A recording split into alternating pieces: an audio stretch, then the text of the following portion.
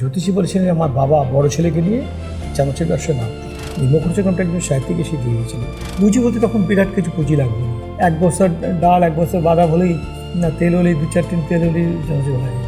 সৌরভ গাঙ্গুলি দাদাগিরিতে আবার বলেছিলেন কথাটা যে আমাদের জন্য একটা এমন কিছুই বানান যেটা মশলা ছাড়া হবে, অথচ হেলদি। অ্যাকচুয়ালি সত্যি বলতে আমি একটু স্বপ্ন দেখতে ভালোবাসি। আমি যখন কলেজে পড়তাম, এই ধরুন এখান থেকে আমি সাইকেলে করে যেতাম মল্লিকপুর স্টেশন, মল্লিকপুর থেকে ট্রেনে করে বালিগঞ্জ থেকে হেঁটে পড়তাম, সাউথ সিটিতে পড়তাম। আজ প্রায় 40 বছর লেগে গেল এই জায়গাটা আসতে আমার। বাবা একটা কথা বলেছেন যে চানাচুর যদি কোয়ালিটি ঠিক রাখতে পারিস তাহলে তোর খাওয়া পড়া অপূর্ণ হবে না। চানাচুর তৈরি হচ্ছে প্রথমে এটা ফ্রাইং হয়। ফ্রাইটা হলো বেসন থেকে পাপড়ি, গাঠিয়া, সেও এগুলো তৈরি হচ্ছে। তো আমি পুরোটাই গ্যাসে পড়া শিখব। আমাদের চানাচুরে কিচ্ছু নেই, কিন্তু প্রিজারভেটিভ, কালার নেই, কোনো কেমিক্যাল নেই, কিচ্ছু নেই। যেহেতু আমরা ফুড প্রোডাক্ট ম্যানুফ্যাকচারিং করি, তাই হাইজিনের উপর আমাদের সবসময় খুব বেশি ধ্যান দিতে হয়। তো কন্টিনিউয়াস কিন্তু আমাদের একটা মনিটরিং চলে যে প্রোডাকশন কেমন হচ্ছে, এবং টাইম আমরা খেয়ে দেখি যে এর কোয়ালিটি ঠিকঠাক আছে কিনা। এবং আমি যখন এখান থেকে কলেজ যেতাম তখন তো আমার মাথায় ছিল আমি এটা একদিন ব্যবসাটাকে আমি আমেরিকায় গিয়ে শুরু করব।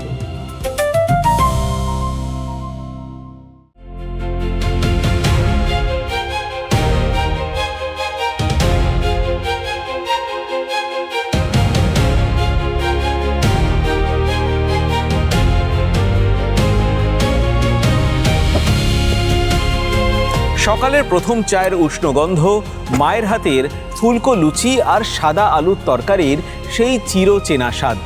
আর এই সাধারণ বাঙালি সকালের মধ্যেই কখনো কখনো নিঃশব্দে জন্ম হয় এক অসাধারণ স্বপ্ন। Welcome to breakfast to boardroom, a journey of struggle, dreams, failure and success. মানুষের জীবনের সেই গল্প যা শুধু অনুপ্রাণিতই করে না, হৃদয় ছুঁয়ে যায়।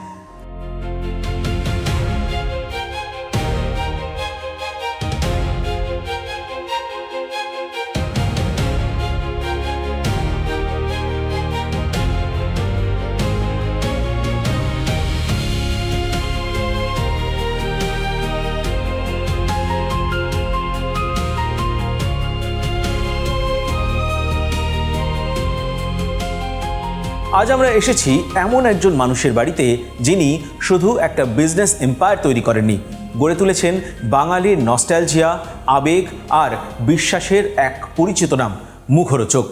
আমরা এসেছি বাঙালির আবেগের অন্যতম কারিগর প্রণব চন্দের বাড়িতে। প্রণবদার পূর্বপুরুষের একটা ছোট্ট উদ্যোগ, লিমিটলেস আনসার্টেনিটি আর প্রতিদিনের কঠিন সংগ্রামের মধ্য দিয়েও হার না মানার এক অদম্য জেদ। How does a simple Bengali evening snack travel from Parar Adda to global shelves? How does a dreamer rise to the boardroom spotlight? Pranab Chanda শুধু একজন ব্যবসায়ী নয়, he is the man who turned emotion into a brand. শুনবো তার বিশ্বাসের গল্প, শুনবো বাঙালির সন্ধ্যের প্রিয় চানাচুরকে কিভাবে বিশ্বের দরবারে পৌঁছে দিয়েছেন। So let's begin this inspiring journey together. প্রণবদা, B1-এর এই ডিজিটাল প্ল্যাটফর্মে আপনাকে স্বাগত। প্রণবদা, আমাদের শো হচ্ছে ব্রেকফাস্ট টু বোর্ডরুম। আপনার দিন কিভাবে শুরু হয়? আমরা ব্রেকফাস্ট টেবিলে রয়েছি এবং আপনার এখানে দেখছি ফল রয়েছে, সালাড রয়েছে, ডিম রয়েছে। দিনটা কিভাবে শুরু হয়? দিনটা শুরু হয় খুব ভোরবেলায় উঠি আমি, কারণ আমরা ব্রহ্মকুমারী করি, তো আমাদের সকালে মেডিটেশন করতে হয়। এবং শুধু আমি একা না, আমার ফ্যাক্টরির যত স্টাফ আছে তারা প্রত্যেকেই কিন্তু কাজ শুরু করার আগে সেখানে মেডিটেশন করে। তা আমি যদিও পার্সোনালি এখন করি, আমার মেডিটেশন রুম আছে, সেখানে বসে করি। তারপর আমি চলে যাই আমার বাগানে, আমার মালির এসে যায় কোথায় কী ফুল চাষ করছে, কোথায় কী হচ্ছে, মিস্ত্রিরা কাজ করছে দেখে নিই। তারপর চলে যাই জিমে।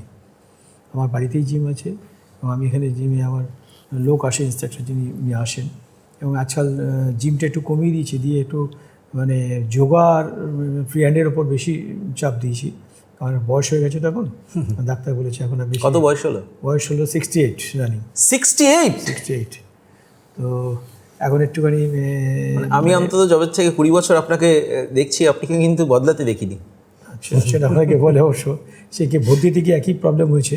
আমি সিনিয়র সিটিজেন ইয়েতে ঢুকেছিলাম, আমাকে যিনি পুলিশ অফিসার ছিলেন বললেন যে আপনি ওই লাইনে গিয়ে দাঁড়ালেন কেন? না, আপনি ওই লাইনটা, এটা সিনিয়র সিটিজেন লাইন। আমি বললাম আমার বয়সটা হয়ে গেছে কিন্তু 68। কার্ডটা দেখালাম, বললো তাহলেও আপনি অনেক ইয়ং আছেন, আপনি ওই লাইনেই দাঁড়ান। বাধ্য হয়ে আমি ওই লাইনে দাঁড়ালাম। কী দিয়ে শুরু হয় দিনটা? এগুলো খাবার দাবার? দিনটা খাওয়া দাওয়া বলতে আমি ডায়েটিশিয়ানের ফলো করি প্রচণ্ডভাবে। উনি যেভাবে চার্ট করে দেন আমার লোকরা ঠিক সেইভাবেই আমার সমস্ত রেডি করে দেয় খাবার দাবার। তো যেহেতু আমি একটু সুগার পেশেন্ট, এখন সুগার হয়েছে, তো কিছুদিন আগে আমার একটু কিডনিও প্রবলেম হয়েছিল, কিডনিটা বাদ গেছে। তো আমাকে ভীষণ কন্ট্রোল করতে, বিশেষ করে জল খাওয়ার ব্যাপারে ভীষণ মেনটেন করতে হয়, এবং খাওয়া দাওয়াও সেরকম। আমি বাইরে খাওয়া দাওয়া একদমই করি না। আমি যা করি এখানে দেখুন, আমি রুটি, সবজি, এই ডিমের কুসুম ছাড়া ডিম, একটু পেঁপে, একটু শসা, আর খাই একটু আমলকির রস খাই, আর একটু তরমুজ যখন যেরকম হয়। এটার কি গুরুত্ব? আমলকির রস, এটা আমলকি। এটা খালি পেটে খান? আমার একটু খালি পেটে খাই। আমার একটু সিওপিডি আছে, একটু আচ্ছা সর্দি কাশির ধাত আছে। আচ্ছা তো আমলকির রসটা খেলে কী হয়, একটু সর্দি কাশিটা কম হয়। আচ্ছা। আর একটা হচ্ছে সুবিধা, আমলকির অনেক গুণ আছে। তো স্কিন ভালো করে, চুলটা পড়বে না, চুলটা কম পড়বে আমলকি খেলে, যেটা ওই ডাইটিশিয়ান জন্য 68-এও বোঝা যাচ্ছে না। তো সেটা এখন মেনটেন করি আর কি। তো সেই জন্যই সকালে খালি পেটে আমি এই আমলকির রসটা দিয়ে শুরু করি খাওয়া। আচ্ছা, এটা কি এই লাল? এটা হচ্ছে আপনার তরমুজের juice। আচ্ছা এটার পরে খাবো। আচ্ছা আগে খালি পেটে খেয়েছি, তো ওষুধটা খেয়ে নিলাম। আমাকে ব্রেকফাস্টে আগে আমি কিছু ওষুধ খেতে হয় আমাকে, আগে আমি ওষুধটা খেয়ে নিলাম, খেয়ে নিয়ে তো জুসটা খেলাম। এবার আমার ব্রেকফাস্ট আছে, আমি হাতে করা রুটি, জাস্ট আটার রুটি আর সবজি খাই আমি। আচ্ছা আমার ব্রেড খাওয়া বারণ, বাটার এসব আমি খাই না এখন আর। এখন আমি আটা রুটি আর সবজি দিই। আমি এই সবজি যেটা, সেটা কিন্তু আমি নিজে চাষ করি এখানে, অর্গানিক সার দিয়ে। দেখবো আমরা সব কিছুই, মানে আপনি যা কিছু আমি খাই, সিজনাল যেসব সবজি হয়, যেমন ধরুন ঢ্যাঁড়স, পটল, ঝিঙে, চিচিঙে, লাউ, কুমড়ো, সব আমি কিন্তু আমার নিজের চাষ করি এখানে, এবং সেখান থেকে আমি তুলি, এবং সেখান থেকে আমি রান্না করি। এবং পুকুরের মাছটাও আমি পুকুর থেকে তুলি। এখানে কতদিন রয়েছেন? এই এখানে আমি আছি 1970 থেকে আছি। 1970? 1970 মানে প্রায় অনেক সময় হয়ে গেল। 55 বছর হয়ে গেল 55 বছর হয়ে গেল। 55 বছর এখানে 55 বছর এখানে আছি। তো কিভাবে শুরু হলো এই যাত্রা? কারণ আমি জানি আপনার পূর্বপুরুষেরা, আপনার দাদু টালিগঞ্জের লোক। টালিগঞ্জ থেকে এই জার্নি শুরু আমি করেছে। টালিগঞ্জেই জন্মেছি আমি, এবং টালিগঞ্জ থেকে 1970 নকশাল পিরিয়ডে বাবা তখন আমাদের নিয়ে এখানে চলে আসেন। এবং তখন এটা গ্রাম ছিল, এবং কী বললো, তখনও কারেন্ট ছিল না, তো এখানে হারিকেনে আলো ছিল। সেখান থেকে এসে এখানে বাবা এনে দিয়ে আমার এখানকার স্কুলেই আমি পড়াশুনো করেছি, লাঙলবাড়িয়া হাই স্কুলে পড়াশুনো করেছি, এবং সেখান থেকে আমি বড় হয়েছি এখানে। যার জন্য আমি এটা এখানে পঞ্চায়েত এলাকা? এটা পঞ্চায়েত এলাকা? এটা পঞ্চায়েত। তো এই 55 বছর আপনি আপনার গ্রাম ছেড়ে যাননি কোথাও? না, আমি কোথাও গিয়েছি অনেকবারই, কিন্তু আমি গিয়ে খুব একটা আমার ভালো লাগে না। আমি এখানে থেকে এমন একটা অভ্যেস হয়ে গেছে, বেশ এই যে ফুল ফল এগুলোকে নিয়ে আমি সারাদিন থাকি। কলকাতায় গিয়ে আমার একদম মন ভালো লাগে না। কলকাতায় বাড়ি আমি অনেকবার করেছি, বাড়ি আছেও আমার, আমি সেখানে থাকি না। আমি এখানেই থাকতে বেশি পছন্দ করি। মানে এই গ্রামে বসে এত বড় এম্পায়ার তৈরি করেছেন আপনি? হ্যাঁ, করেছি আস্তে আস্তে করে, একদিন হয়নি। মুখরোচকের যাত্রা কিভাবে শুরু হলো? এটা টালিগঞ্জ থেকে শুরু হয়েছে, মোর রেভিনিউতে? না, মোর রেভিনিউ টালিগঞ্জ স্টাম্প ডিপো থেকে আমাদের শুরু হয়। হ্যাঁ, টালিগঞ্জ স্টাম্প ডিপো আপনার, আমি এখন যেটা উত্তমগড়ের স্ট্যাচু দেখছেন, ঠিক তার অপোজিটে আমাদের দোকান ছিল। মেট্রোর দিকে না উল্টো দিকে? মেট্রোর দিকে। আচ্ছা, এটা দাদু করেছিলেন? ওটা দাদু করেছেন না, এর মধ্যে একটা অনেক হিস্ট্রি আছে। আমার দাদু ছিল অ্যাকচুয়ালি সোনার উপর ব্যবসা। ঠিক আছে, আমি ব্রেকফাস্ট করতে হতে আপনার সাথে কথা বলি। এই দেখছেন পটল, এই যে কুমড়ো, এসব আমার এখানে চাষ করা হয়। আর এই হাতে তৈরি রুটি, আটা রুটি, এই হচ্ছে আমার ব্রেকফাস্ট শুরু এখান থেকে। ভালো। এখন তো সব কিছুর মধ্যেই ভেজাল। সব কিছুর মধ্যেই ভেজাল, মুখরোচক বাদে। কীভাবে শুরু হলো? দাদু শুরু করেছিলেন এটা? দাদু অ্যাকচুয়ালি শুরু করেননি। দাদু ছিল সোনার ব্যবসা, তো ওটা ওনার এক বন্ধু চিট করার পর ওনার আর্থিক অবস্থা পড়ে যায়। উনি গেছেন জ্যোতিষীর কাছে হাত দেখাতে। তো জ্যোতিষী বলেছিলেন আমার বাবা বড় ছেলেকে নিয়ে চানাচুর ব্যবসায় নামতে। তখন থেকে শুরু হয় 1950। তখন থেকে টালিগঞ্জ আমরিপুর, ওখান থেকে ব্যবসাটা শুরু হয়। পেছনে মাল চানাচুর ভাজা হতো, সামনের দোকানে বিক্রি হতো। কোনো আইডিয়া ছিল দাদু সেই সময় যে না, চানাচুর সম্বন্ধে কোনো আইডিয়া ছিল না, কোনো আইডিয়া ছিল না। তো বাবাই এটা সৃষ্টি করেছেন, এবং কোয়ালিটির ব্যাপারে বাবার কাছে একটু গল্প শুনেছি। এই চানাচুর ভাজা হতো, বিক্রি হতো। যেহেতু স্টুডিও পড়া ছিল, এদিকে টেকনিশিয়ান স্টুডিও, এদিকে ইন্দুপুরি স্টুডিও, প্রচুর আর্টিস্ট আমাদের দোকানে আসতেন, সাহিত্যিক প্রত্যেকে আসতেন, এবং চানাচুরটা এত ভালো হতো যে সবার মুখে মুখে নাম ছড়িয়ে গেল।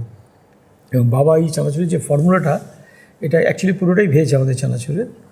এই ফর্মুলাটা পেয়েছিলেন উনি দিল্লি গেছিলেন একবার, দিল্লি থেকে একটা বৈষ্ণব হোটেলে গিয়ে খেয়েছিলেন, খেয়ে এত ভালো লেগেছিল। তো বৈষ্ণব হোটেলের যে খাওয়ার মধ্যে টেস্ট পেলেন যে পেঁয়াজ রসুনের টেস্ট পাচ্ছি, বাবা বলে তো বৈষ্ণব তো পেঁয়াজ রসুন খান না। আবার খুব কিউরিওসিটি হলো। বাবা তখন করলেন কি, ওই মালিককে গিয়ে বলেন যে আপনার যিনি রান্না করেন তার সাথে একটু কথা বলতে চাই আমি, যে এটা কীভাবে এই টেস্টে এনেছে, আমি টেস্টে জানতে চাই। তার কাছ থেকে ফর্মুলাটা নিলেন যে পিওর ভেজ অথচ এটা একটা মাংসর টেস্ট পাওয়া যাচ্ছে, মাংসর গন্ধ পাচ্ছি এরকম, এটা কী করে হলো এটা। তো ওনার কাছে এই ফর্মুলা নিয়ে উনি এসে শুরু করলেন চানাচুর এই ফর্মুলাটা অ্যাপ্লাই কি কি কি ফর্মুলাটা কি এই ফর্মুলা ছিল, এর মধ্যে আছে আদা, জিরে, হিং, ব্ল্যাক সল্ট, আচ্ছা মেলে এগুলোই, আরও অনেক রকম মশলা আছে, আরও 5-7 রকম মশলা আছে, দারচিনি, এলাচ তো আছে, আপনার জোয়ান আছে, অনেক রকম। তো এগুলো বিভিন্ন একটা মশলাকে একটা বিভিন্ন রকম মানে কী বলবো গুণ আছে, মশলার গুণাগুণ, যেগুলোর জন্যে উনি করতেন কি শিবকালী ভট্টাচার্যের বই পড়তেন, এবং আমার দাদুর কাছে সেই বইটা ছিল, আমিও ছোটোবেলা দেখেছি সেই বইটা। এবং ওখানে এই মশলার গুণাগুণ দেখে এবং এবং কী কী পার্সেন্টেজ আছে সেগুলো উনি ঠিকমতো অ্যাপ্লাই করতে বলতেন, যে শুধু মশলা দিলেই হবে না, মশলাটা অ্যাপ্লাই করতে হবে কীভাবে দেবো, কতটা পরিমাণ দেবো, আচ্ছা এটা কিন্তু খেয়াল রাখতেন। এবং তারপর থেকে আমাদের নাম আস্তে থেকে ছড়িয়ে পড়তে শুরু করলো। যেহেতু স্টুডিও পড়া ছিল, বিভিন্ন সাহিত্যিক, একজন সাহিত্যিক এসে তখনও দোকানের নামকরণ হয়নি, এই মুখরোচকমটা একজন সাহিত্যিক এসে দিয়ে গিয়েছিলেন। এবং স্টুডিও পড়া ছিল বলে প্রত্যেকে আসতেন আমাদের দোকানে। আপনার উৎপল দত্ত একটা ক্যাপশন দিয়েছিলেন, মুখের এলি মেজাজ খুশি। উনি যখন কোনো শর্ট দিতেন, আচ্ছা তখন হয়তো ভালো হলো না শর্টটা, বলতেন যে মুখরোচকটা নিয়ে আয়, মুখরোচক খাওয়ার পর উনি শর্টটা দিতেন। উনি বলতেন যে মুখরোচকটাকে কিন্তু মেজাজটাই ঠিক হয়ে যায়, মেজাজ খুশি। সেটা ক্যাপশনটা দীর্ঘদিন আমাদের চলেছে। এখন আমরা আস্তে আস্তে করে ওটা চেঞ্জ করে ভালো করে সুস্থতা করে চলে এসেছি, কারণ আমরা সেই ধরনের ফ্যাক্টরি করেছি, সেই ধরনের হাইজিন মেনটেন করি এবং কোয়ালিটি ল্যাব তৈরি করেছি, বিভিন্ন রকম ডেভেলপমেন্ট করেছি, করে এখন আমরা ইট হেলদি স্টে হেলদি বলছি। যে খাবার জিনিস, ভালো জিনিস যদি না হয় তাহলে কিন্তু শরীর স্বাস্থ্য কখনো আপনার ঠিক থাকবে না।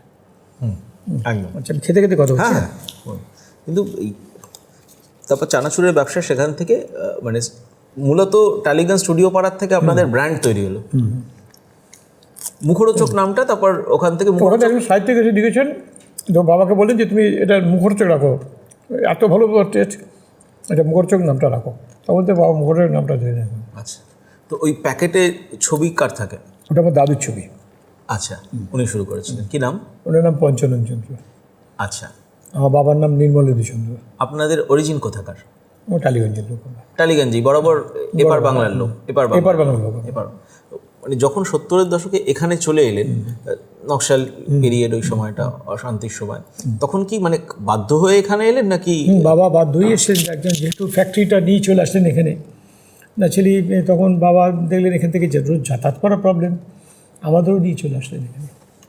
এটা বাবা তখন এত বড় ছিল না, তখন ছোটো, এখানে একটা বাবার মাছ ধরার শখ ছিল, মাছ ধরার জন্য একটা কাছারি বাড়ি ছিল একটা, আর পুকুর ছিল বলেই বাবা এটা কিনে রেখেছিলেন। তারপরে মানে এমনই ভগবান এড়িয়ে যে আমরা লাস্টে এখানেই আসতে বাধ্য হলো, এখানে চলে আসলাম। আচ্ছা, আমি সেই 70 সাল থেকে আমি এখানে আছি, এবং এখানে গ্রামের লোকদের সাথে আমার ভীষণ ভালো রিলেশন, প্রত্যেকে আমায় চেনে। এবং আমি যেহেতু স্কুলে পড়াশোনা করি, যেহেতু কী হয়, প্রত্যেকের সাথে আমার রিলেশনটা খুব ভালোই আছে, মানে গ্রামের লোকেদের সাথে রিলেশন যেটা থাকে সেটা খুব ভালোই আছে আমার। তো এই যে মানে এতদিন ধরে এখানে রয়ে গেছেন, সে ঠিক আছে, এটা আপনার পৈতৃক ভিটে, আপনার ফ্যাক্টরি আছে, মানে একটা প্রাসাদও বাড়ি, প্রাসাদ বলবেন না, না করতে করতে আমার একটুখানি শৌখিনতা আছে না, তো আমি কিন্তু কোনো নেশা করি না, সিগারেট বিড়ি মদ খাই না। আমার বাবার ছিল ফুলের নেশা, তো সেটাকে আমি আস্তে আস্তে করে বাড়িয়েছি আর কি। আজ থেকে 70 বছর আগে বাবাও ফুল করতেন, তো বাবা এতটা অর্গানাইজও করতেন না, তো আমি করতে করতে হতে একদিনই এটা হয়নি, করতে করতে হতে আজ এই জায়গায় এসেছি। কখনো মনে হয়নি যে আলিপুরে গিয়ে থাকি, সল্টলেকে গিয়ে না, আমার বাড়ি ছিল লেকমাগড়াও বাড়ি, সেই আর্থিক সচ্ছলতা তো আছে। না, আমি কিন্তু কোনোদিনই চাই না যে ওখানে কলকাতায় গিয়ে থাকতে। আমার একটা শ্বাসকষ্ট ওখানে গেলে মনে হয়, একটা পলিউশন এত বেশি, এখন এখানে থাকলে আমি দম নিতে পারি। আর এখানে একটা মাটির প্রতি একটা আমার টান আছে, আমার ছেলে মেয়েদের হয়তো অতটা নেই, আমার যতটা আছে, কিন্তু এখানে আসলে আমি একটা প্রাণ খুঁজে পাই। এখানের মধ্যে আমি এদের সাথে কথা বলতে পারি মনে হয়, আমি গাছের সাথে মনে হয় কথা বলতে পারি। আর এই ফুল, আপনি তো এখন তো গ্রীষ্মকাল, এখন ফুলটা কমে গেছে, আপনি শীতকালে এসে দেখবেন এখানে ফুলে ভর্তি থাকে। এবং আমি বিভিন্ন জায়গায় যখন যাই, দেশ বিদেশে বিভিন্ন জায়গায় বিভিন্ন ফুলের কালেকশন, কোথায় কী নতুন নতুন বসাবো, কোথায় কোন কালারটা কম্বিনেশন লাগাবো, কীভাবে করবো, এগুলোকে আমি খেয়াল রাখতে হয়, এবং সেভাবেই আমি ফুলটাকে তৈরি করিয়ে দিই। এই যে ট্রান্সফরমেশন, মানে টালিগঞ্জের ছোট্ট ফ্যাক্টরি থেকে চানাচুরের ব্যবসা শুরু, কত পুঁজি তখন ইনভেস্ট করা হয়েছিল মনে আছে? পুঁজি বলতে তখন বিরাট কিছু পুঁজি লাগবে না, 1 বছর ডাল 1 বছর বাদাম হলেই না, তেল হলেই 2-4 টিন তেল হলেই চানাচুর হয়ে যেত। কিন্তু আস্তে আস্তে যখন কোম্পানি বড় হলো, প্রোডাকশন বাড়তে শুরু করলো, তখনই টনের ব্যাপারে এসেছে। যখন কেজি থাকছিল তখন টনে এসে গেছে। এখন গাড়ি, তখন আমাদের সাইকেল ভ্যানে মাল যেত, বুঝলেন তো। এই মার্কেটিংটা কে করতো? বাবা? হ্যাঁ, আমাদের ডাইরেক্ট সেল ছিল তখন, বাবাই করতেন? বাবাই করতো। আচ্ছা।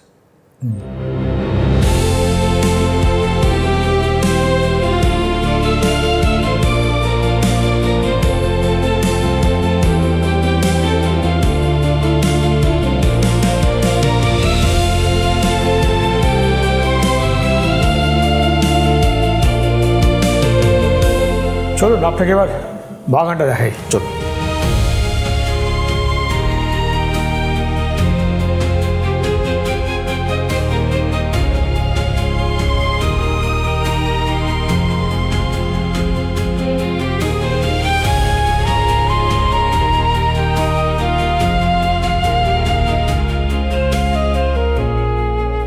এইটা কি হচ্ছে? এটা নতুন কিছু করছেন? নতুন এটা হচ্ছে, একটা থিয়েটার ছিল না? থিয়েটার আছে অডিটোরিয়াম? ওইটাই। ও আচ্ছা, এইটা অডিটোরিয়াম। এখানে একটা পার্ক সাইড প্যাভিলিয়ন তৈরি করছে দিকটায়। আসুন দেখাচ্ছি এখানটা। এটা নতুন ডেভেলপমেন্ট হচ্ছে। এটা এখানে কি স্পোর্টসের কিছু? স্পোর্টস এখানে মোটামুটি খেলাধুলোর জায়গা করছে একটা, কারণ এখানে পার্ক সাইড প্যাভিলিয়ন মধ্যে এটা করেছি। ওখানে নাতিও বড় খেলাধুলো করার কোনো পার্টি হলেও এখানে হচ্ছে, সব রকমই হচ্ছে আর কি আস্তে করে। এটা আমাদের ড্রাইভারদের ওয়েটিং রুম আছে এখানটা। আচ্ছা, এই ওয়েদারটা ভালো। এখন যেহেতু গরমকাল, এখন তো মানে ভালো সেরকম কোনো ফুল পায় এখন হচ্ছে আপনার বেল, জুঁই, রজনীগন্ধা, এইসব মানে খুব গন্ধওয়ালা ফুল যেগুলো হয়। আর শীতকালে হয় কি সমস্ত কালারিং ফুল যত রকম, শীতকালে আসলে আপনার বাগান দেখবেন একদম ফুলে ভর্তি থাকে। এখন এইসবগুলো করছি, যেমন ভিনকা হচ্ছে, জিনিয়া, এগুলো এখন গ্রীষ্মকালে ফুলগুলো হচ্ছে সমস্ত। এখন এখানে করতে করতে হয়ে গেছে, কোনো প্ল্যান না। আমার যে কোনো কাজ দেখছেন, এটা আমি কোনো আগে তৈরি করি, পরে প্ল্যান স্যাংশন করি আর কি। বাকিংহাম প্যালেসের কিছু একটা, বাকিংহাম প্যালেসটা পুরোটাই ডিজাইনটা এখানে করা হচ্ছে। এই টবিগুলো দেখছেন সব রকম যা কিছু, মানে ওই যে প্যারিসের ইয়েতে যে স্টেজে যে ডিজাইনগুলো সব হচ্ছে, ওখানে ফুললি এয়ার কন্ডিশন করে দিচ্ছে। লিচু তো পেকে গেছে এখন। হ্যাঁ, লিচু পেকে গেছে, খাওয়াচ্ছি আপনাদের। ভোগ রান্নার ঘর এটা। আচ্ছা, ওই সময় এখানে ভোগ রান্না হয় সব। এইটা আপনার বাগান হচ্ছে, এটা বাগান, এটা সবজির কিচেন গার্ডেন। এই যে দেখছেন পটল হয়ে আছে, দেখছেন যে পটল হচ্ছে, পটল। আচ্ছা, দেখছেন পটল, ঢ্যাঁড়স। তো আপনার এগুলোর শখ? হ্যাঁ, শখ প্লাস এটা যেহেতু আমি অর্গানিক সার ফার দিয়ে বানাই, আমি এইগুলোই আমার বাড়ির খাবার এখান থেকেই হয়ে যায়। আচ্ছা, ওই যে ঢ্যাঁড়স গাছ দেখছেন, বেগুন গাছ। কোনটা বেগুন? ওই তো বেগুন গাছ ওইদিকে আছে। আচ্ছা, শীতকালে বেগুনটা খুব বেশি হয়, আর শীতকালে তো পৌষে বেগুন হয় তো। আর এটা তো কুমড়ো? এটা কুমড়ো না, এটা শশা গাছ। আচ্ছা, শশা গাছ। এটা সজনে ডাঁটার গাছ। এটা সজনে ডাঁটা শেষ হলো আর কি, আবার নেক্সট ইয়ারে ধরবে এটা। এখানে চিচিঙ্গি দেখছেন, চিচিঙ্গি গাছ, এগুলো চিচিঙ্গি গাছ দেখছি। তারপরে এখানে খেজুর গাছ, শীতকালে খেজুর রস হয় এখান থেকে, রসটা বেরোবে। রসটা শীতকালে বেরোবে। এখন এই খেজুর হচ্ছে, খেজুর পড়বে। এই যে অর্গানিক সার তৈরি করছি, পাতা পচিয়ে পাতাগুলোকে সার করা হচ্ছে, প্লাস গোবর, এই যে গরুর গোবর, এগুলো দিয়ে আমরা সব সার বানাই। এই অর্গানিক সার তৈরি হচ্ছে এগুলো, এই চৌবাচ্চাদের সব সারগুলো। এগুলো একটু ঝাড় দিয়ে এরকম নোংরা করে কে ফেলছি এভাবে। গোয়াল কি এদিকে? একটু হ্যাঁ, গোয়ালটা এখানে আছে আসলে।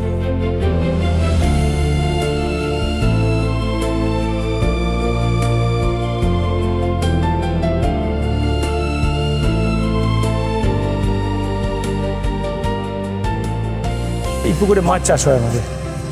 আমার এখানে প্রচুর অনেক রকম মাছ আছে এখানে। রুই কাতলা তো আছেই, তার সঙ্গে বাটা মাছ, ট্যাংরা মাছ, পুঁটি মাছ, হ্যাঁ, যত রকম দেশি মাছ হয় সব রকম মাছ আমি এখানে চাষ করি। এবং 5-6 কিলো করে আমাদের কাতলা মাছ আছে পুকুরে। যখন আমাদের কোনো প্রোগ্রাম হয় তখন এই পুকুর থেকে মাছ তুলি, এবং সব বন্ধুবান্ধব সব আসে, আমাদের আত্মীয় স্বজনরা আসে, ওরা বলে পুকুরের মাছ খাবো, ওদের সামনে মাছ তোলা হয়। আর এর মধ্যে তো কোনো নেই, অ্যাডাল্ট্রেশন কিছু নেই। না, কোনো কিছু নেই। আর এই লিচু যা শেষ হয়ে গেছে, লিচু অল্প আছে, এবার আমগুলো এবার আম পাকছে, আম হয়ে যাবে, সব গাছে আম ঝুলছে দেখছেন। অনেক আম হয়েছে। এটা ল্যাংড়া? না, এটা এটা এটা হচ্ছে আম্রপালি। আচ্ছা। ল্যাংড়া আম হচ্ছে ওই বড় গাছটা হচ্ছে ল্যাংড়া, আচ্ছা। এটা বোম্বাই। আচ্ছা, আমি এবারে একটা কাজ করি, রেডি হয়ে এসে ফ্যাক্টরিতে এবারে আপনাকে ফ্যাক্টরি দিয়ে যাবো। আসুন, আমি আমি জাস্ট ড্রেস করে আসছি। আসুন।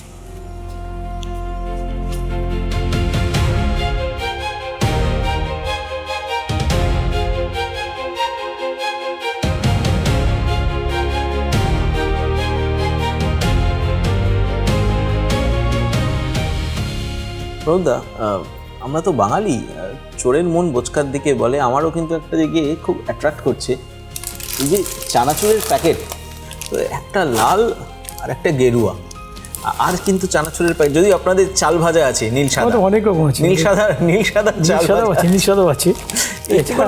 এটা কিন্তু ওইসব ভেবে তো করা না, কারণ আমাদের অ্যাকচুয়ালি বাবার আমলে এই প্যাকেটটা ছিল, লাল প্যাকেটটা, এটাই আমাদের, এটা দিয়ে শুরু করেছে, এটা দিয়ে সবচেয়ে বেস্ট চাল হচ্ছে কিন্তু এটা, কিন্তু এখন হাইয়েস্ট সেল হচ্ছে ওইটা। ওটা আমি 1980 থেকে, এটা আমারই সৃষ্টি করা, এটা বাবার সৃষ্টি করা, বাবার এটা। আজকে হেমন্ত মুখার্জি এক সময় লতা মঙ্গেশকরের জন্য চানাচুর নিয়ে যেতেন, মান্না দে আমাদের দোকানে আসতেন, নচিকেতা ঘোষ আসতেন, পুলক বন্দ্যোপাধ্যায় আসতেন, বাপি লাহিড়ী, অপরেশ লাহিড়ী, বাপি অনেক ছোটো, আমি তো ওখানেই থাকতো, নাকতলায় না, বাপিটা থাকতো আপনার গল্ফ ক্লাবে।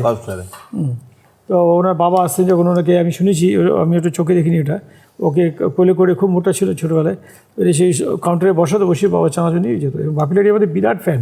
আচ্ছা। যতবার মানে উনি বোম্বে গেছি কিংবা উনি এসছেন কলকাতায়, উনি যে চানাচুর পাঠাতে হতো। এবং বোম্বে তো আপনার সাথে আমার বোধহয় দেখা হচ্ছে বোম্বেতে, রানী মুখার্জি বাড়িতে গেছি, কাজল, এরা সবাই কিন্তু আমাদের মুখার্জির বিরাট ফ্যান। অভিজিৎ আছে, অভিজিৎ, হ্যাঁ, এবং কুমার শানু, যত আর্টিস্ট আছে, এমনকি কিশোর কুমার পর্যন্ত আমাদের বিরাট ফ্যান ছিলেন। এখনও অমিত কুমারের, বোম্বে গেলে অমিত কুমারকে আমি চানাচুর নিয়ে যাই অমিত কুমারের জন্য। আর আমরা ছোটোবেলা থেকে যখন দোকানে গেলে না, এই টক ঝাল মিষ্টি, আপনি বলছেন 89 থেকে, এটা আপনার 80 থেকে টক ঝাল মিষ্টি। তো এই চানাচুরটা আমার ছোটোবেলা থেকে খুব প্রিয় ছিল, এবং এখানে এই ছবিটা, মানে তখন তো মানে যখন বলতে পারতাম না, তখন এই ছবি দেখাতাম যে এইটা লাগবে। আচ্ছা, ছবিটা দাদুর ছবি, এই দাদুর ছবি দিয়ে প্রচার করা, মানে নর্মালি তো কি হয় যে ব্র্যান্ড অ্যাম্বাসাডার, বড় কোম্পানি, তার একটা বড় মুখ থাকবে, ফিল্ম স্টার থাকবে, দাদুই কিন্তু আমাদের ব্র্যান্ড অ্যাম্বাসাডার, জানেন তো। অন্য প্যাকেট লোকে বলছে অরিজিনাল, মানে মুখ হচ্ছে এটা অরিজিনাল, মানে এইটা লোকের প্যাকেটের রঙের কোনো গুরুত্ব নেই। না না না, সৌরভ গাঙ্গুলি দাদাগিরি তো বলেছিলেন কথাটা, যে আমাদের জন্য একটা এমন কিছুই বানান যেটা মশলা ছাড়া হবে, অথচ হেলদি। আমরা এমনি ফাস্টফুড খেতে খেতে বিরক্ত হয়ে যাচ্ছি, যাতে এটাকে শরীর স্বাস্থ্যটা ভালো থাকে, পেটটাও ভরে। তখন আমি ঘুরে এসে ফার্স্ট চাল ভাজাটা বার করলাম। চাল ভাজা বলে হিট, হ্যাভক চাল ভাজা, লাইট চিড়া, এগুলো আমাদের হ্যাভক। যেমন আমাদের চানাচুর ক্যাটাগরি আছে, টিফিন স্ন্যাক্স আছে, ককটেল স্ন্যাক্স আছে, এখন স্ট্রিট ফুড বার করছি, ভেলপুরি, ফুচকা, মশলা মুড়ি, স্ট্রিট ফুড, এগুলো আমাদের সব বেরোচ্ছে, এবার বেরিয়ে গেছে অলরেডি, খালি আমাদের ফুচকাটা বেরোবে খুব শিগগিরই। আর আপনার আছে ককটেল স্ন্যাক্স আছে, যেমন কাজু, বাদামের নানা রকম ভেরিয়েন্ট, মুগ ডাল, কাবলি ছোলা, আপনার মশলা ছোলা, সব রকম। 75 বছরের একটা ইতিহাস, এবং বলে যে বাঙালিরা ব্যবসা করতে পারে না। আপনি তার একদম জীবন্ত উদাহরণ, যে বাঙালি ব্যবসা করতে পারে, কিন্তু তার মধ্যে সে অধ্যবসায় থাকতে হবে, লক্ষ্য স্থির রাখতে হবে। মানে মূলত এই বারুইপুরের গ্রাম থেকে বিশ্বর বাজারে তো আপনার হাত ধরেই গেছে। অ্যাকচুয়ালি সত্যি বলতে আমি একটু স্বপ্ন দেখতে ভালোবাসি, জানেন তো। আমি যখন কলেজে পড়তাম, এই ধরুন এখান থেকে আমি সাইকেলে করে যেতাম মল্লিকপুর স্টেশন, মল্লিকপুর থেকে ট্রেনে করে বালিগঞ্জ থেকে হেঁটে গোল পার্ক, সাউথ সিটিতে পড়তাম। তখন আমার এক বন্ধু কদিন আগে এসে বলছিল, মনে পড়ে তুই যখন সাইকেলে করে আমাদের সঙ্গে একসঙ্গে কলেজে যেতাম, তুই বলেছিস আমি কিন্তু আমেরিকায় ব্যবসা করতে যাব। তো সেটা আজকে এতদিন বাদে তুই সাকসেস হয়েছিস, আমেরিকা মাল পাঠাতে হয়। শুধু আমেরিকা না, লন্ডন, বিভিন্ন জায়গায়, কানাডা, বিভিন্ন জায়গায় আমরা মাল পাঠাচ্ছি এখন, দুবাই। তো এটা আমার স্বপ্নটা তখন সেই কলেজ লাইফেই ছিল, কিন্তু তখন 1980 কথা বলছি, আজকে প্রায় 40 বছর লেগে গেল এই জায়গাটা আসতে আমার আর কি। তো ইচ্ছা থাকলে মানুষ সবই পারে, এবং আস্তে আস্তে করে আমি অনেক ডেভেলপ করেছি।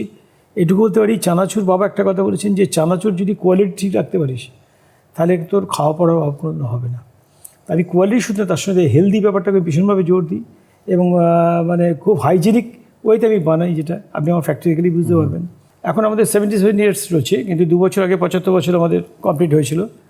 তখন পোস্টাল ডিপার্টমেন্ট থেকে আমার কাছে এসেছিলেন যে আপনাদের 75 বছর হয়েছে, তখন একটা ডাক টিকিট বেরোয় আমার বাবা এবং দাদুর ছবি দিয়ে, এবং সেটা জন্য পোস্টাল ডিপার্টমেন্ট থেকে সবাই এসেছিলেন এখানে সেই ডাক টিকিটটা উদ্বোধন করে গেছিলেন। এই দেখুন, এটা একটা খাম করেছিলেন, এই যে এই খামটা করেছিলেন, আর এই টিকিটটা এই যে আমার বাবার ছবি আর দাদুর ছবি। এবং প্রত্যেক লোককে বললাম প্রোডাকশন করার আগে মেডিটেশন করতে হয়। সকালে এসে মেডিটেশন করে এই কারণে যে তার মনটাকে আগে শান্ত করা হয়। সে বাড়ি থেকে ধরুন ঝগড়া করে এসে কিছু করে এসে তার মুড ঠিক নেই, তাকে আগে শান্ত করে 15 মিনিট মেডিটেশন করে তারপর ঈশ্বরের কাছে প্রেয়ার করে যে আমি যে খাদ্যটা প্রস্তুত করতে যাচ্ছি সেটা যেন সবাইকে ভালো থাকেন, সুস্থ থাকেন, এবং আমি যেন শান্ত মনে কাজটা করতে পারি, যাতে তার শরীরের কথা ভেবে আমি সেভাবে চানাচুরটা বানাবো। এটা প্রেয়ার করে তারপর তারা প্রোডাকশন শুরু করে। চলুন ফ্যাক্টরি যাই। চলুন তাহলে ফ্যাক্টরি যাই এবার। চলুন।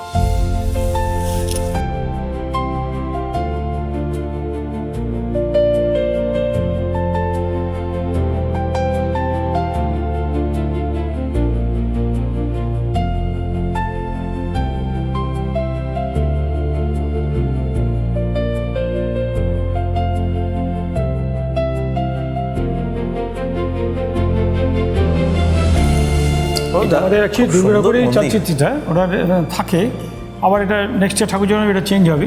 আচ্ছা। আর যেহেতু দুর্গাপুজো লক্ষ্মী পুজো হয়, লক্ষ্মী ঠাকুরকে আমরা বিসর্জন দিই না, সরস্বতীকে বিসর্জন দিই না।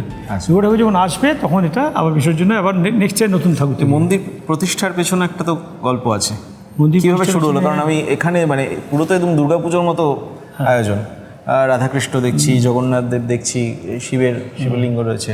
অ্যাকচুয়ালি আমরা 15ই আগস্ট একদিন আজ 6 বছর আগে কথা বলছি, তখন সুরজিৎ চ্যাটার্জি এসেছিল আমার এখানে। আমরা গায়ক সুরজিৎ।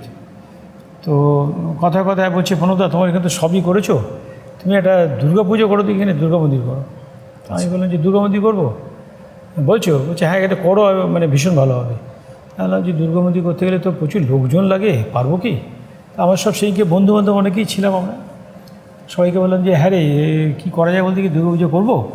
তাই দাঁড়া দেখি, তখন এমনি জাস্ট কথা বলতে আমাদের যে একটা ভেতরে যে রুম রয়েছে, একটা হল আছে, হলে গিয়ে দেখলাম দেখি দুর্গা ভন্দি হয়, সব কাকে দুর্গা কাকে এরকম বানিয়ে সব দাঁড়ালাম, হতে পারে এখানে দুর্গা পুজো। তখন তো মন্দির ছিল না, তখন মন্দির তৈরি করিনি। তারপর হলো কি, বাড়িতে গিয়ে মাকে বললাম, মা বললো হ্যাঁ দুর্গা পুজো করবি কি, প্রচুর বড় ফ্যামিলি লাগে, তুই একটা ছেলে, এত খাটাখাটনি, তুই একা পারবি কী করে? তাহলে দেখো না, তুমি খালি বলো না। বলছে না আমার মত নেই, তুই এবার যেটা ভালো বুঝিস কর বাবা, তুই একা পেরে উঠবি না। আমি সব আমার বোন টোনদের ডাকলাম, সবাইকে বললাম যে দেখ আমি দুর্গা পুজো করতে চাইছি, তোদের যদি হেল্প করবো, বাড়ির লোক প্রচুর লাগে। তো ভগবান কীভাবে জুটিয়ে দিল, প্রচুর আমাদের এখন মেম্বার হয়ে গেছে, মানে আমাদের বন্ধুবান্ধবরা সব প্রত্যেকের ফ্যামিলি নিয়ে 5 দিন এখানে থাকে, এবং প্রচুর ঘর করতে হয়েছে, যার জন্য আমাকে 25টা মতো ঘর বানাতে হয়েছে আমাকে। আচ্ছা। এই যে আমরা 60-70 জন থাকি এখানে, এটা মানে কী বলবো, ভীষণ মজা হয়। সবাই বলে যে আমরা যে কলকাতার বাইরে আছি বলে মনে হয় না, আমাদের এই বিকেলবেলা হলে সমস্ত গ্রামের লোকেরা ঠাকুর দেখতে আসে, প্লাস আমাদের পুজোর কদিন প্রচুর ভিআইপি লোক থেকে আরম্ভ করে সবাই আসে, প্রায় ডেলি 500-600 লোক। ভোগের ব্যবস্থা? হ্যাঁ, ভোগের ব্যবস্থা আছে প্রতিদিন 500-600 লোক। হ্যাঁ, প্রতিদিন 500-600 লোক। এবং সন্ধ্যেবেলা করে হলে আমাদের যত গ্রামের লোক আছে তাদেরও ভোগ দেওয়া হয়, সন্ধ্যেবেলা শীতল ভোগ দেওয়া হয়। আচ্ছা। আর আমরা করি কি, সবাই পুজোর কদিন একই রকম ড্রেস করি, মানে মেয়েরা যে কালারের শাড়ি পরে, প্রত্যেকে একই শাড়ি সবাই পরতে হবে, এবং একই কালার না, একই শাড়ি। আচ্ছা। আর ছেলেরা ওই একই ওইটার সে ম্যাচ করে ছেলেদের পাঞ্জাবি। ও মানে আপনার পুজোয় আসতে গেলে আগের থেকে ড্রেস কোডটা জেনে? হ্যাঁ, ড্রেস কোডটা জেনে নিতে হবে। না, গেস্টদের জন্য না, যারা আমরা মেম্বার বাড়িতে যারা 60-70 জন মেম্বার, এখন থেকেই আমাদের সব পুজোর শাড়ি ওরা চলে গেছে এবছর। তো এটা আমাদের এটা ভীষণ একটা মজার ব্যাপার থাকে। আর সবাইকে একরকম শাড়ি, মানে কি ধরুন 16 বছর থেকে 80 বছর এক শাড়ি পরানো, বুঝতে পারছেন কি টাফ কাজ। হ্যাঁ, কেউ কালো, কেউ বেটে, কেউ লম্বা, কেউ ফর্সা। হ্যাঁ, এই একটা শাড়ি এমন কিনতে হয় সবাইকে মানাবে। ছবি দেখলেই বুঝতে, আমরা অ্যালবাম দেখলে আপনি বুঝতে পারবেন যে কীভাবে এটা আমরা মেনটেন করি। এই এর জায়গাটাও হচ্ছে বাড়ি, তারপর মন্দির, বাড়ির মন্দির। হ্যাঁ, এখানে অ্যাকচুয়ালি ছিল আগে, এখানে আমার গোয়ালঘর ছিল আগে। আচ্ছা। তারপরে যেহেতু উত্তর দিকে মন্দিরটা করতে হবে, তো গোয়ালঘরটা এদের শিফট করে পেছন দিকে নিয়ে গেলাম। আচ্ছা। নিয়ে গিয়ে তখন এখানে মন্দিরটা তৈরি করলাম। বাড়ি থেকে অফিস যাওয়ার পথে মন্দির হয়ে তারপর আমি, আপনার তো একটাই কম্পাউন্ডের মধ্যে বাড়ি? হ্যাঁ, একটা কম্পাউন্ডে সব কিছু আমার। এটা 30 বিঘা এলাকা নিয়ে। আচ্ছা। মানে সকাল থেকে যেমন আমার বাগান, সবজি চাষ, ফুল চাষ সব দেখি, গোয়ালঘর সবই দেখতে হয়। দেখে তারপরে চান টান করে ব্রেকফাস্ট করে আমি মন্দিরে আসি, মন্দির থেকে আমি যাই অফিসে। আচ্ছা। ফ্যাক্টরির গেট থেকে ঢোকার পরেই সমস্ত কর্মীরা এখানে আগে মেডিটেশন করেন এবং তারপরে তারা নিজের নিজের কাজে যায়। কিন্তু খুব ইন্টারেস্টিং জিনিস দেখলাম, ব্রহ্মকুমারীর তারা ওখানে এসে মেডিটেশন করেন, কিন্তু আপনার কাছে দেখছি এখানে গণেশের মূর্তি রয়েছে, তারপর অন্য অন্য ধর্মাবলম্বী মানুষের জন্য যে ধর্ম বিশ্বাস করে সেটা তারা সেই ঈশ্বরকে, কেউ গড বিশ্বাস, গডকে ডাকছে, কেউ হিন্দুদের যে হিন্দু যারা হিন্দুদের হিন্দু দেবতাকে প্রণাম করছে, কেউ বুদ্ধিস্ট, সেই বুদ্ধ ছবি রাখা আছে, এরকম আর কি, মানে সর্বধর্ম সমন্বয়। আপনার কোনো অসুবিধে নেই? আমার কোনো অসুবিধা কী আছে? এটা আপনি স্টাফেদের জন্যই করে রেখেছেন? স্টাফেদের জন্য, এটা মেনলি স্টাফেদের জন্য। ফ্যাক্টরি কোথায়, এদিকে আগে? এটাই ফ্যাক্টরি। আচ্ছা, না ওই প্রোডাকশন কোথায় হচ্ছে? এই তো প্রোডাকশন ভিতরে হচ্ছে, প্যাকেজিংটা এখান থেকে হচ্ছে। এটা আমাদের চানাচুর ইউনিট, একটা ইউনিট আলাদা আছে, বাদাম ইউনিট আলাদা আছে, টিফিন স্ন্যাক্সের ইউনিট আলাদা আছে, টি স্ন্যাক্সের ইউনিট আলাদা আছে। একটা ইউনিটে একটা জিনিস প্রোডাকশন হয় এবং সেটা সব সেপারেটলি এগুলো তৈরি হচ্ছে। আপনি বারবার করে হেলথের কথা বলছিলেন, মানে আপনাদের প্রোডাক্টটা খাওয়া মানে যথেষ্ট হেলদি, এবং সেই কারণেই এত একটা মানে 75 বছর পেরিয়ে 77 বছর হয়ে গেছে, একটা ব্র্যান্ড, একটা লেগেসি, মানে কার্যত আপনাদের মনোপলি রয়েছে এই বিজনেস, এই মার্কেটে। তো হেলথটা কীভাবে আপনি করেন? আপনি প্রথম হচ্ছে যারা আমাদের এখানে কাজ করছে, যারা কর্মী, তাদের হেলথ চেক আপ। আচ্ছা, এই হেলথ চেক আপটা এফএসএসএর নিয়মের মধ্যে পড়ে? মানে এমবিবিএস ডাক্তারের সার্টিফিকেট আগে। আচ্ছা, তারা আসে এখানে ক্যাম্প করে তাদের চোখ ঠিক আছে কিনা, তাদের কোনো চর্মরোগ আছে কিনা, তাদের কোনো হার্টের প্রবলেম আছে কিনা, এগুলো সমস্ত রিপোর্ট আমাকে জমা দিতে হবে। আমরা এটা চেক করে দেখে নিই। কারোর যে কোনো চর্মরোগ হয়, সেটা চুলকানোর পর কোনোভাবে এখানে ইয়েটা চলে আসতে পারে, জামটা চলে আসতে পারে, তো সেগুলোকে আমাদের প্রচণ্ড খেয়াল রাখতে হয়।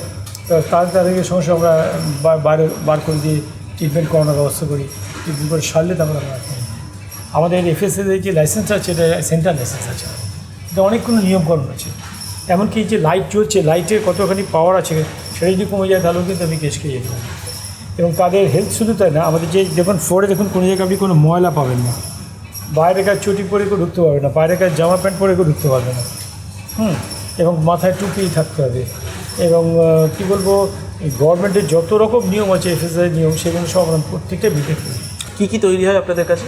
আমাদের কাছে কী তৈরি হয়? আমাদের চানাচুর তৈরি হচ্ছে, বিভিন্ন রকম স্ন্যাক্স আছে, যেমন চানাচুর তৈরি হচ্ছে, চানাচুরের বিভিন্ন ক্যাটাগরি আছে। ধরুন কোনোটা টক ঝাল মিষ্টি, কোনোটা তো গরম মশলার টেস্ট, কোনোটা আবার মশলাই নেই, সল্টি, কোনোটা প্রচণ্ড ঝাল আছে, তার নাম মির্চি। বুঝলেন তো? একটা 8 ভাজা বলে আমাদের চানাচুর আছে, যেটা 8 রকম শস্য দিয়ে তৈরি হয়।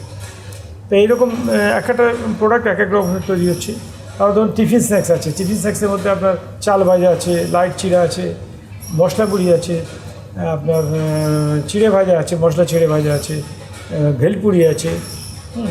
এইগুলো হচ্ছে টিফিন স্ন্যাক্সের মধ্যে চলে গেল। আবার ককটেল স্ন্যাক্স আছে, ককটেল স্ন্যাক্সে হচ্ছে আপনার বাদাম, মুগ ডাল, ছোলা, বাদামের ভেরিয়েন্ট আছে, কাজু আছে, এগুলো হচ্ছে ককটেল স্ন্যাক্স। আপনাদের শুরু তো হয়েছিল চানাচুর থেকে? হ্যাঁ, টালিগঞ্জে চানাচুর থেকে, সেখান থেকে এই যে এতগুলো প্রোডাক্ট, এটা হচ্ছে মার্কেটের চাহিদা অনুযায়ী লোকের যুগের সঙ্গে তাল মেলাতে গিয়ে এখন এক একজন লোক একটা জিনিস লাইক করছে, তাহলে আমরা বিজনেস বাড়াতে গেলে দেখুন আমরা করতেই হচ্ছে। আমাদের টি স্ন্যাক্স আছে, বিকেলে আমি চা খাচ্ছি, তার সাথে একটা চৌখোস বলে আমাদের নামকিন আছে, নিমকি আছে, যেটা আমরা হাতে বানাই, হাতে কেটে বানাই। মেশিনে করলে যেটা টেস্ট একরকম, মা কাকিমাদের যে বানাতো হাতে কেটে, সেই টেস্ট একটা আলাদা। সেই নিমকি প্রচুর লোক আছে নিমকি খাওয়ার জন্য, ওই টেস্টটা চায় সবাই। ধরুন আমি আজকে প্যালেট দিয়ে মাল বানাচ্ছি না, কেন প্যালেট বোঝেন তো, যেটা ওভেন যে চালু হয়, প্যালেট দিয়ে আসছে, তাতে কি হয়, প্রচুর ছাই ওড়ে ফ্যাক্টরির মধ্যে, সেই ছাইগুলো চানাচুর মধ্যে যাচ্ছে, সেটা আপনারা খাচ্ছেন, সেখান থেকে একটা প্রবলেম আসছে। কিন্তু আমি পুরোটাই গ্যাসে প্রোডাকশন করি। প্যালেটে করলে প্রায় 50% কস্টিং কমে যায়, ফুয়েল কস্ট। তেল ব্যবহৃত হচ্ছে, তেল তো লাগবেই। তেল তো লাগবেই, হ্যাঁ।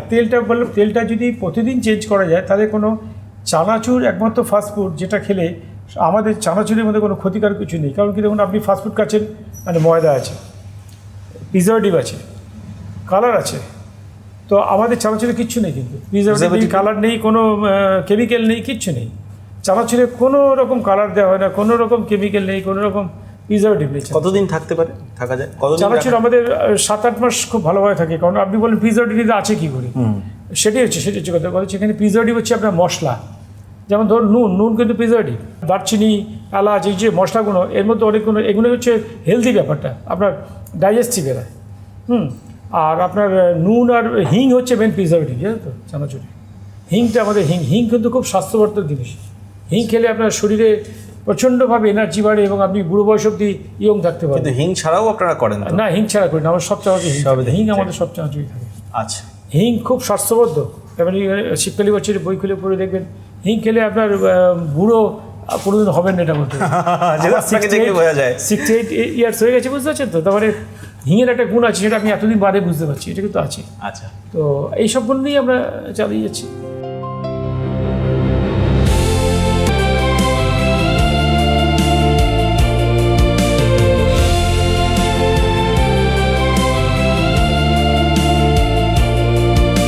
আমরা এই মুহূর্তে একেবারে মুখরোচকের যেখানে প্রোডাকশন ইউনিট সেখানে চলে এসেছি। প্রতীক চন্দ আমাদের সঙ্গে রয়েছে। প্রতীক হচ্ছে প্রণববাবুর ছেলে। এখানে কাজ হচ্ছে, মানে এটাই ওয়ার্ড রুম মূলত। এটাই আমাদের মেন আর কি, যেটা কাজটা হচ্ছে ফ্যাক্টরিটা, সেটা এখানে, ওয়ার্কশপটা এখানেই মেন। প্রচণ্ড গরম এখানে। হ্যাঁ, টেম্পারেচার হিটে কাজ হচ্ছে, আগুনের মধ্যে কাজ হচ্ছে, তো অবশ্যই গরম থাকি। কিন্তু আমরা যেহেতু হাইটটা অনেক বড় রেখেছি ফ্যাক্টরি, তাই জন্য হিট আমাদের প্রপার যাতে বেরিয়ে যাচ্ছে। প্রত্যেক এখানে চিমনি লাগানো আছে, প্রত্যেক যারা লেবাররা কাজ করছে তাদের মাথায় যাতে ফ্রেশ এয়ার আসে সেগুলো ব্যবস্থা করা আছে, যাতে গরম হলেও তাদের কাজ করতে কষ্ট না হয়। প্লাস ওপরে যে চিমনিগুলো করা আছে তাতে সমস্ত হট এয়ার যেটা সেটা বেরিয়ে চলে যাচ্ছে। এখানে সবচেয়ে বড় জিনিস করা আছে, সবচেয়ে বড় বিষয় হচ্ছে যে কোয়ালিটি কন্ট্রোল করা। আমি দেখতে পাচ্ছি যে যেভাবে পরিচ্ছন্নতা মেনটেন করা হয়েছে, আমাদেরও ক্যাপ পরে এখানে ঢুকতে হচ্ছে ভেতরে। এইটা কীভাবে মানে নজরে রাখা হয়? যেহেতু আমরা ফুড প্রোডাক্ট ম্যানুফ্যাকচারিং করি, তাই হাইজিনের উপর আমাদের সবসময় খুব বেশি ধ্যান দিতে হয়। তো দুবেলা আমাদের এখানে ক্লিনিং চলছে, আমাদের বেশ কিছু ক্লিনার আছে যারা কন্টিনিউয়াস এটাকে পরিষ্কার করে যাচ্ছে। আপনি দেখেন আমাদের ফ্লোর কিন্তু এত তেল থাকা সত্ত্বেও যথেষ্ট পরিষ্কার রাখা হয় অল দ্য টাইম। আমাদের বিভিন্ন রকম মেশিনস আছে যেখানে আমাদের ক্লিনিং করা হয়। কাজের শেষে প্রত্যেকটা জায়গা প্রপারলি ক্লিনিং করা হচ্ছে। এখন যেমন প্রোডাকশন চলছে দেখছেন, সেই অবস্থাতে কিন্তু আপনি দেখবেন অল টাইম কিন্তু আমাদের ক্লিনাররা কাজ করছে যাতে কোনো রকম তেল এখানে পড়ে না থাকে এবং কোনোরকমভাবে নোংরা যাতে না হয়। তো সেই দিকে কিন্তু আমরা সবসময় বেশি আমরা ফোকাস করে থাকি এবং সেটা কিন্তু আমরা অলওয়েজ মেনটেন করি। এগুলো কাঁচা বাদাম? এগুলো কাঁচা বাদাম, যেগুলো ভাজা হবে। এগুলো বাইরে থেকে আসছে, অন্য স্টেট থেকে আসছে, বিভিন্ন জায়গা থেকে আমাদের আসে। ইন্ডিয়া এবং ইন্ডিয়ার বাইরেও বিভিন্ন জায়গা থেকে আমাদের কাঁচা মাল থেকে শুরু করে আমাদের স্পাইসেস এভরিথিং যেগুলো আসছে, এগুলো মিক্সিং হচ্ছে, সেগুলো বিভিন্ন জায়গা থেকে আমরা প্রকিউর করি এবং বেস্ট কোয়ালিটির যে আইটেমগুলো সেগুলোই আমরা নিয়ে আসি, যেগুলো সেগুলোই চানাচুরের মধ্যে মিক্সিং করা হয়। একটা যে তেল যদি রিউজ করতে থাকি, অ্যাজ পার এফএসএসআই যেটা গাইডলাইন্স বলে, তেলটা যদি বারবার ধরে ভাজা হয় তার মধ্যে টিপিসি তৈরি হয়। টিপিসি মানে টোটাল পোলার কম্পাউন্ড। সেটা যদি 25%-এর উপরে হয়ে যায় সেটা আমাদের শরীরের জন্য স্বাস্থ্যকর নয়, ঠিক আছে? তো সেই কারণে আমরা কী করি, যে তেলটা সবসময় ফ্রেশ তেল ইউজ করি এবং সেই তেলে যেটা টিপিসি আমরা মেনটেন করি that is not more than 17 or 18%। সেটা হয়ে গেলেই আমরা তেলটা আর ইউজ করি না। তো তাতে কী হয়, আপনি যখন তেলটা মানে খাবারটা যখন কনজিউম করছেন, তাতে কিন্তু কোনোভাবে আপনার পেট খারাপ বা বদহজম বা অ্যাসিডিটি প্রবলেম থাকে না। এটা কি হচ্ছে? এটা বেসনটাকে মাখা হচ্ছে, মাখার পরে বিভিন্ন ধরনের শেপ দেওয়া হয়। যেমন এখানে তৈরি হয় না, বাইরে থেকে আসে? না, আমরা গোটা যেটাকে ছাটি বলে, সেটা যে বেশ করি ছাটি রাজস্থান থেকে আমরা প্রকিউর করি এবং বেসনটা গুঁড়ো করি আমরা নিজেদের এখানে, মানে বাজার থেকে চলে আসছে একদম, যেটাকে ছাটি বলে, সেই ছাটিটাকে আমরা গুঁড়ো করি এবং তারপর সেই বেসনটা আমরা ইউজ করি। এটা এখানেই পুরো বাজার থেকে কোনো আমরা বেসন কিনি, মানে অ্যাডাল্ট্রেশনের কোনো বিষয় একদম কোনো জায়গায় নেই। আচ্ছা, এগুলো কি আছে? এগুলো বিভিন্ন রকম চানাচুর তৈরি হচ্ছে, এগুলো এখন আপাতত মিক্সিং হবে বলে রাখা আছে, মশলা মেশানো আছে। এবার এগুলোকে মিক্সিং হবে। মিক্সিংয়ের পার্টটা আমাদের ওদিকে আছে, যেখানে অটোমেটেড আমাদের মেশিন আছে যারা মিক্সিংটা করছে। আসুন দেখাচ্ছি, আসুন। তো এই বিভিন্ন যে ইনগ্রিডিয়েন্টসগুলো আছে, এই যেমন এখানে বোঁদে আছে, এখানে গাঁটিয়া আছে, এগুলো সব এখানে দেওয়া হয়। দেওয়ার পর মশলা দেওয়া হয়, এই যে মশলাগুলো রাখা আছে। আচ্ছা, এই মশলাগুলো দেওয়ার পর সেটা মিক্সিং হয়। ও, মশলাগুলো আগের থেকে মেপে রাখা আছে, এর মধ্যে আছে দেওয়া আছে। এখানে যেমন বোঁদে দেওয়া আছে, সেও দেওয়া আছে, এরকম গাঁটিয়া ফাটিয়াগুলো এর মধ্যে দেওয়া হবে। দেওয়ার পর মশলাগুলো দিয়ে সেটাকে মিক্সিং হবে। কোয়ালিটি কন্ট্রোল আমাদের রেগুলারলি করতে হয়। যারা আমাদের প্রোডাকশন ম্যানেজার আছে, যে হচ্ছে সুপারভাইজার আছে, তারা টাইম টু টাইম দেখছে যে এটা কেমন প্রোডাকশন করছে এবং তারা খেয়ে টেস্ট করে দেখছে প্রপারলি ভাজা হয়েছে কিনা। মানে এই যে প্রপারলি ভাজা হচ্ছে কিনা, টেস্ট হচ্ছে কিনা, তো এটার জন্য মানে এক্সপার্টাইজ কি কাজ করতে করতে তৈরি হয়ে যায় নাকি? অবশ্যই কাজ করতে করতেই হয়। বাবা আছেন, বাবাই শেখান ম্যাক্সিমাম জিনিসগুলো। তো আমরাও প্রতিদিনকার যে আইটেমগুলো তৈরি হচ্ছে এগুলো টেস্ট করছি, দেখছি এবং জাস্ট লাইক টি টেস্টিং যেরকম হয় সেরকমই আমরা খেতে খেতে জিনিসগুলো দেখি। তো আমাদের যারা এখানে সুপারভাইজার আছে বা ম্যানেজার যারা আছে, তারাও কিন্তু থেকে থেকে করতে করতেই শিখেছে। আচ্ছা, এবং সেইভাবেই তারা মেনটেন করছে। তারপর বাবা তো দেখছেনই, তো যদি কোনো গণ্ডগোল হয় তো সেই ক্ষেত্রে আমরা সেই ব্যবসা ক্যান্সেল করি বা সেরকম প্যাকেজিং আমরা দিই না।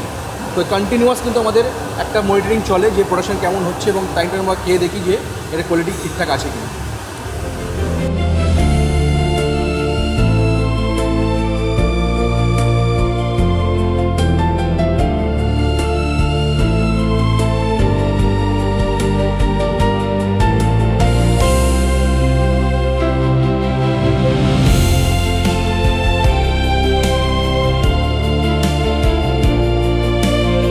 বারুইপুরের গোবিন্দপুর লাঙলবেরিয়ার এই বোর্ডরুম থেকেই মুখরোচকের ব্যবসা চলে। বোর্ডরুমে আমরা রয়েছি, প্রণোদদা তো রয়েছেন, প্রণোদদার সঙ্গে সঙ্গে তার ছেলে রয়েছে, প্রতীক চন্দ্র রয়েছেন, এবং কোম্পানির সিইও এই মুহূর্তে ব্যবসা দেখছেন তিনি সংহিতা চক্রবর্তী। প্রণোদদা, ব্রেকফাস্ট তো আমরা করেছি, কোম্পানি দেখলাম, আপনার বাগান দেখলাম, এই বোর্ডরুম আমি যেটা বলছি যে লাঙলবেরিয়া গ্রামে বোর্ডরুম ব্যবসা চলছে, মানে আমি বলছি যে ইনফ্রাস্ট্রাকচার, একটা গ্রামে বসে এত বড় ইনফ্রাস্ট্রাকচার, তার সঙ্গে একটা লেগেসি বহন করে নিয়ে যাওয়া, তার সঙ্গে যে ধরনের প্রোডাকশন ইউনিট আপনি তৈরি করেছেন, সেটা কি এখান থেকে সম্ভব? দেখুন, এটা একদিনই তো হয়নি, আস্তে আস্তে করে হচ্ছে। প্রত্যেক বছরই আমাদের ডেভেলপমেন্ট হচ্ছে, প্রত্যেক বছরই আমরা উন্নতি করছি, ফ্যাক্টরি বাড়াচ্ছি, নতুন নতুন মেশিন বসাচ্ছি, নতুন নতুন কী বলবো, অনেক কিছু জিনিস শিখছি, নতুন নতুন প্রোডাক্ট বার করছি আমরা। এটা যে কোনো জিনিসই একদিনে হয় না। আজকে দীর্ঘ বছর, আমি প্রায় এই কোম্পানিতে 55 বছর ধরে আমি রয়েছি। আজকে আমার হাতে চলছে প্রায় 85 থেকে আমার হাতে এখন এই কোম্পানিটা আছে। তার মানে কত বছর হলো? প্রায় 40 বছর হলো আমি এই কোম্পানিটা আমার হাতে চলছে। তার আগে বাবা কাকারা চালাতেন। আমি গার্মেন্টস লাইনে ছিলাম, আমি এই ব্যবসা বসতাম। আচ্ছা, আপনি চানাচুরের ব্যবসা করতেন? আমি চানাচুর ব্যবসা করতাম। কেন করতেন না? কেন করতাম না বলতে, অ্যাকচুয়ালি আগেকার দিনে বাবা কাকা এদের সাথে ঠিক আমার মানসিকতা মিলতো না আর কি। আমি যেটা করতে চাইতাম মনে হতো ওদের না এটা ঠিক বাড়াবাড়ি হচ্ছে, এগুলো না। আমার ছোটোবেলাতে একটু স্বপ্নটা অনেক বড় বড় ছিল, তো এবং আমি একটু শৌখিন হতো, ওটা খুব পছন্দ করি। সেটা দেখাই যাচ্ছে। তো সেই জিনিসটা কি যে কোনো যখন এই চানাচুর ফ্যাক্টরি আমি এইভাবে বানিয়েছি, ওরা গিয়েছি বলে চানাচুর ফ্যাক্টরি এত সুন্দর বানিয়েছেন। এটা আমার চিরকালই আমার মানে ইনবর্ন ছিল। এবং আমি যখন এখান থেকে কলেজ যেতাম তখন তো আমার মাথায় ছিল আমি এটা একদিন ব্যবসাটাকে আমি আমেরিকায় গিয়ে ব্যবসাটা করবো। সেটা করতে আমার প্রায় 40টা বছর লেগে গেছে আসতে। তো এই যে স্বপ্নটা ছিল বলে আমেরিকায় যায়, মুখরোচকের চানাচুর আমেরিকা যায়। হ্যাঁ, আমেরিকা কেন, লন্ডন যাচ্ছে, কানাডা যাচ্ছে, দুবাই যাচ্ছে, বিভিন্ন জায়গায় যাচ্ছে। তো প্রচুর ডিমান্ড আছে। আমরা প্রত্যেক বছরই আমরা যাই একবার করে। তো ওখানে গিয়ে বিভিন্ন বাঙালির সাথে দেখা হয়, কিংবা আজকাল অনেক ফরেনাররা আমাদের এই চানাচুরের বিরাট ভক্ত।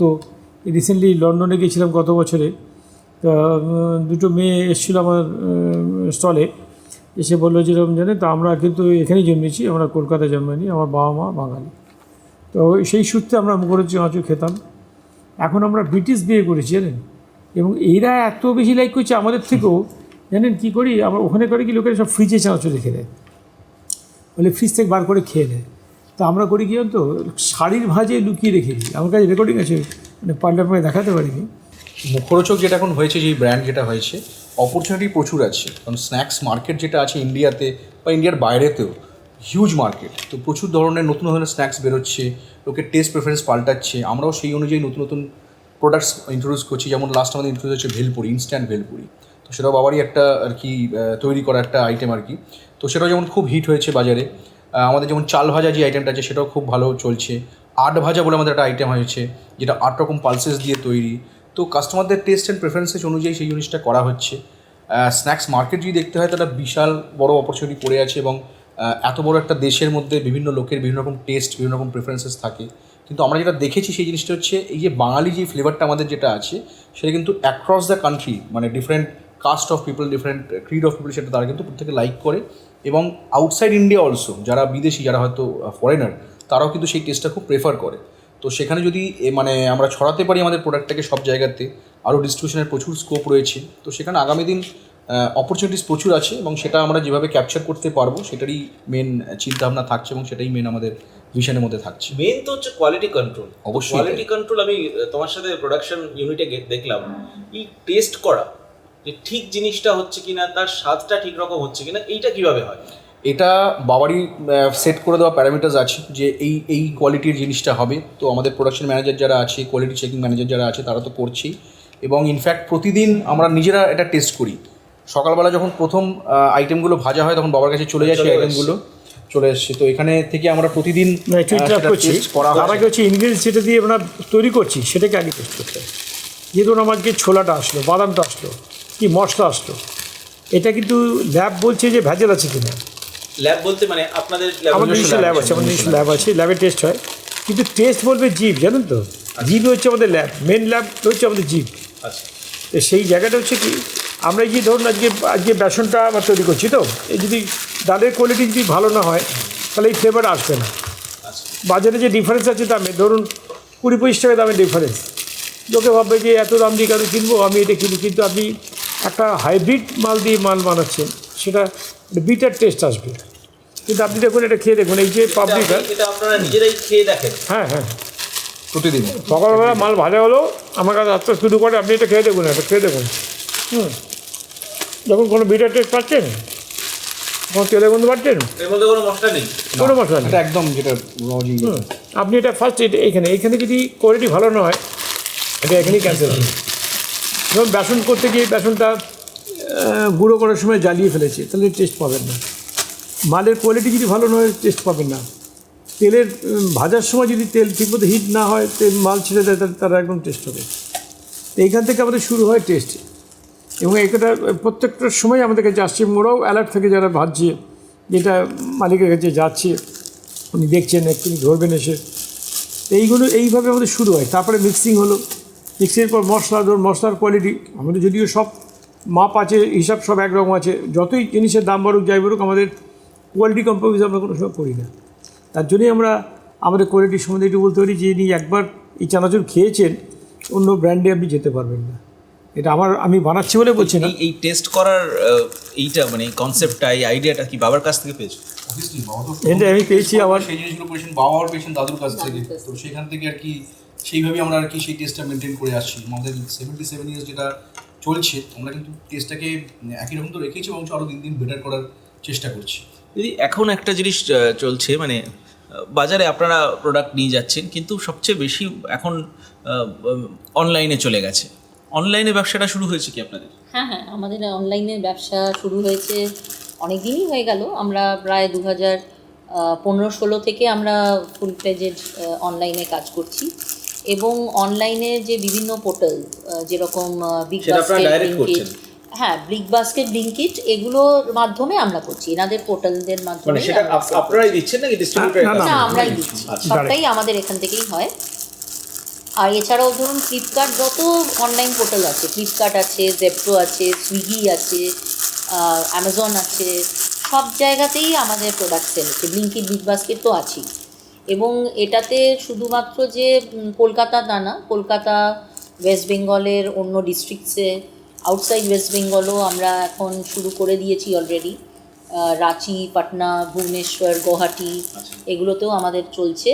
তার সাথে আমাদের হায়দ্রাবাদ, ব্যাঙ্গালোর, এগুলোতে, ব্যাঙ্গালোরে আমাদের ডিস্ট্রিবিউটারও আছে, ইনফ্যাক্ট বম্বেতেও আছে, আমাদের দিল্লিতে আছে, অনেক জায়গাতেই ডিস্ট্রিবিউটার আছে। কিন্তু অনলাইনে আমরা এগুলো ধরুন ব্যাঙ্গালোর, হায়দ্রাবাদে আমাদের অনলাইনে যাচ্ছে, আর যেগুলো আমি বললাম রাঁচি, পাটনা, ভুবনেশ্বর, গুয়াহাটি, এগুলোও যাচ্ছে। জামশেদপুরও খুব শিগগিরই শুরু হবে। আপনার এই যে জার্নি, যেটা আপনি বলছেন যে এখন আমেরিকা, লন্ডনেও যাচ্ছে, ইউরোপিয়ান কান্ট্রিগুলোতেও যাচ্ছে, সূচনাটা কিভাবে হলো? আপনার মাথায় আইডিয়া এলো যে হ্যাঁ আমি এটা বিদেশে পাঠাই? শুনুন, সূচনা বলতে কি, ছোটোবেলা থেকে আমাদের প্রচুর আত্মীয় স্বজন বিদেশে থাকে, তো তারা যখন আসে কলকাতায়, এখনও যে একটা বাক্স শুধু চানাচুর নিয়ে যায়, ওখানে এত ডিম্যান্ড, ওটা লুকিয়ে রেখে দেয় বাড়ি, জানেন তো, বন্ধুবান্ধব যা পায়, এমনকি ফরেনাররাও আজকাল এই চানাচুর খেতে খুব ভালো। আগে ওরা চানাচুর খেতো না, মশলা আছে বলে, এখন প্রচুর চানাচুর খাওয়া শিখে গেছে ওরা। এত ডিম্যান্ড, আমাকে সবাই এসে বলতো যে চানাচুরটা কেন পাঠাচ্ছিস না, কেন পাঠাচ্ছিস না। এবং একদিন আমাকে পুলিশ কমিশনার গৌতম চক্রবর্তী বললেন যে প্রণব, তুমি চানাচুরের মধ্যে কী দাও বলতে, কেন? কিন্তু অ্যাডিক্টেড। কী অ্যাডিক্টেড? দেখো আমার জামাই একটা চিঠি লিখেছি, এটা পড়ো। লিখেছি, বাবা যখন আসবেন আমার এখানে, আপনি জামা কাপড় আনবেন না ব্যাগে, আমি এখানে জামা কাপড়টা কিনে দেবো, আপনি এক বাক্স মুখরোচক চানাচুর নিয়ে আসবেন। তো বলছে, নিশ্চয়ই তুমি এর মধ্যে কিছু একটা দাও, না তো এর অ্যাডিক্টেড। আমি তাহলে যদি উল্টোপাল্টা কিছু করতাম, তাহলে আমি জেলে থাকতাম, আমি এখানে থাকতাম না। তাহলে যেহেতু কোনো অ্যাডিক্টেডের ব্যাপারে যে টেস্ট, কোয়ালিটি, এবারের জন্যই সেটা। এবং তখন থেকে আমার মাথায় ছিল যে এটাকে আমরা বিদেশে কীভাবে এক্সপোর্ট করতে গেলে অনেক আইন কানুন আছে, অনেক রকম নিয়ম কানুন আছে। ফ্যাক্টরিকে সেইভাবে আস্তে করি, সব চিন্তা করি, ফ্যাক্টরিকে ডেভেলপ করেছি, ল্যাব তৈরি করতে হয়েছে বিভিন্ন রকমভাবে। ফ্যাক্টরিকে যে সমস্ত গভর্নমেন্টের নিয়ম কানুন সমস্ত মেনটেন করতে হচ্ছে আমাকে। আর একটা FDA রুলস আছে, একটা হচ্ছে আমাদের ইন্ডিয়ান রুলস আছে। দুটো রুলসকে আমরা সমানভাবে ফলো করে যাচ্ছি। এগুলো মেনটেন করতে পেরেছি বলেই আজকে আমি বিদেশে ব্যবসা করতে দিতে পারছি। কখনো ক্রাইসিস পিরিয়ডও তো দেখেছেন, কোভিড, আমি বলছি না ব্যবসার কিন্তু ক্রাইসিস পিরিয়ড তো দেখেছেন, কিভাবে ওভারকাম করেছেন? সত্যতা বলবো, কোভিড পিরিয়ডে আমরা ক্রাইসিস নিয়ে আমাদের সেল দ্বিগুণ হয়ে গেছিল। আচ্ছা, তাই? তখন আমাদের এখানে একটা সুবিধা হচ্ছে, আমাদের স্টাফেরা সব এখানে থাকে কোয়ার্টারে, যেহেতু বাইরে যেত না। তখন লোকে কী খাবে? চানাচুরি খাবে। তো আমরা তখন ডে নাইট প্রোডাকশন করতাম, যত লোক ছিল তাদের সব এখানে রেখেছে, এবং সমস্ত গভর্নমেন্টের যে সমস্ত রুলস সব মেনে সেইভাবে সমস্ত হ্যান্ড ওয়াশ দেখে নানা রকমভাবে আমরা প্রোডাকশন চালিয়ে গেছি। এবং তখন ছোটো প্যাকেটটা আমরা বন্ধ করে দিয়েছিলাম। আচ্ছা, ছোটো প্যাকেট বানাতে গেলে প্রচুর লেবার লাগে, তো গাড়ি বেশি লাগে, সব কিছু লাগে বেশি ছোটো প্যাকেটে। কিন্তু বড়ো প্যাকেট 200 গ্রাম আর 400 গ্রাম প্যাকেট শুধু চেষ্টা আমরা বানাতাম না। এবং টনেজ এত বেড়ে গেছিলো, প্রায় ডবল প্রোডাকশন করতে হতো আমাকে। আপনি আপনার এই ব্যবসায়িক জীবনে ক্রাইসিস দেখেননি কখনো? না, ক্রাইসিস দেখেছি, নিশ্চয়ই ক্রাইসিস দেখেছি। ধরুন এক সময় তেল পাওয়া গেল না, তেলের জন্য ব্যবসা বন্ধ হয়ে গেছে, এই ক্রাইসিস আছে। কোনো সময় তো ধরুন গভর্নমেন্ট কিছু আইন কানুন এমন করলো যে ভ্যাট ছিল, GST চাপিয়ে দিল আমাদের 12%। আসলে এই যে দামটা বেড়ে গেল, দামটা বাড়াতে গিয়ে তখন একটা ক্রাইসিস তৈরি হচ্ছে যে এত দাম বেড়ে গেল কেন, এত দাম বেড়ে গেল, লোকে বোঝাতে হয়েছে। আমাদের তখন তো লোকসান হয়েছে, তখন ক্রাইসিস ফেস করেছি আমরা। আস্তে আস্তে করে আবার দাম বাড়িয়ে এটাকে এক জায়গায় আনতে হয়েছে আমাদের। তো এই যে জিনিস শুনে দেখুন, অনেক সময় হয়তো দেখা গেলো কোনো একটা প্রোডাক্ট বাজারে নেই। ধরুন আমাদের যে কাঁচামাল তৈরি হয়েছে, ধরুন এবারে ধরুন খুব খরা হয়েছে, কোনো প্রোডাকশন হয়নি, দাম প্রচণ্ড বেড়ে গেল, খুব তো আমি কোয়ালিটি খারাপ করতে পারবো না, বুঝতে পারছেন তো? তো সেক্ষেত্রে কী হচ্ছে, আমাকে সেই ক্রাইসিসগুলো ফেস করতে হচ্ছে। তারপরে ধরুন আজকে মেইন এখন ক্রাইসিস ফেস করছি সেটা হচ্ছে লেবার।